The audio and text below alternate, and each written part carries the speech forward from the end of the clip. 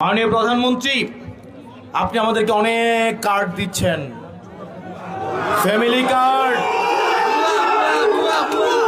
আপনি অনেক কার্ড দিচ্ছেন, কৃষক card, family card, well card, LPG card, diesel card, খামারি কার্ড।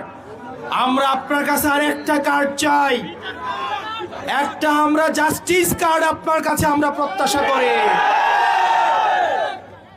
না হয় মনে রাখবেন, আপনি কার্ড বছরে 20টা দেন, জনগণের কাছে থাকে একটা কার্ড, সেটা হচ্ছে লাল কার্ড।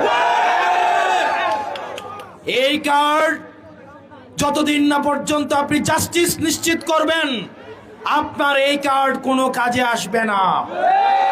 2 বছর পরে দেখা যাবে এই কার্ড নিয়ে সবাই বাসার মধ্যে উনু খেলে। প্রিয় নাঙ্গলকোটবাসী, প্রিয় তারুণ্য, আপনারা যারা এখানে আছেন, আপনারা আমাদের ব্যর্থতা মনে করিয়ে দেন, একই সাথে সাথে আপনারা আমাদেরকে আশাবাদী করেন।